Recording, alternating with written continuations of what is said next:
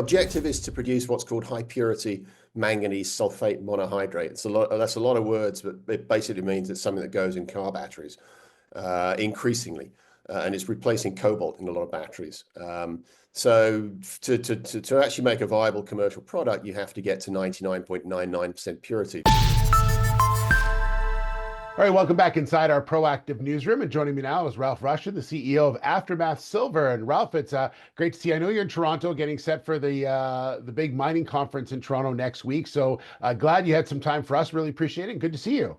Yeah, thanks. It's about to get cold apparently as well. Tomorrow night's supposed to be -17, so that's something to look forward to.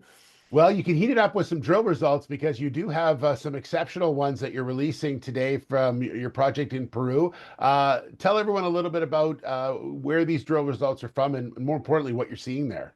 Yeah, they're from the eastern side of the mineralization. We were doing some follow-up drilling on some historic holes out there, one of which returned about 120 meters at 1.1% copper. So we drilled a follow-up to that and basically got the best hole that's ever been drilled on the project to date, which is fun. About 156 meters at 290 grams silver and 1.12 copper. So it's a nice long intercept. And within that, we actually saw grades that were ranging up to sort of 1.4%. That's percent silver, not gram to ton, but percent.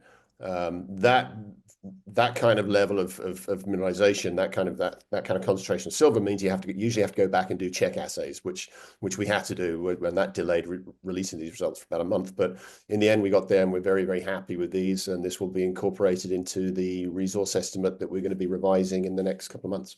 Yeah, I know you've had a lot of results over the last month or so. You've been sort of sharing them as you've gotten them, obviously from the lab. But what are you sort of learning from all these holes in where you're going the right way, the wrong way, changes, things like that? Some stuff that you're looking at and seeing. Yeah, well, there are a number of objectives. The primary one was to convert inferred resources to measured indicated. So we're trying to upgrade the statistical confidence in the resource estimate. So filling in gaps basically, and converting inferred up the sort of statistical confidence chain. There's been some structural geological investigation, so we're just drilling to see what's there, basically just drilling to find faults that we suspect are there. And there's been some drilling around the very margins of the resource, where we're doing a little bit of expansion, so adding a few tons and doing some infill there. So lots of different reasons for the holes. The one thing we didn't do was take any more material for metallurgical work, so we have enough for the processing work for that. And drilling actually finished, I think, yesterday or today, so we're now done. So we've now got a month or so to catch up with assays. So we will be putting out more results over the next probably 6 weeks. Yeah, that metallurgical testing, as you mentioned, is underway right now. Silver, copper, obviously you're looking at, but also looking at a manganese product as well. Is that a byproduct? Maybe talk to me a bit about that. I saw that in the news release. Yeah, the objective is to produce what's called high purity manganese sulfate monohydrate. That's a lot of words, but it basically means it's something that goes in car batteries increasingly. And it's replacing cobalt in a lot of batteries.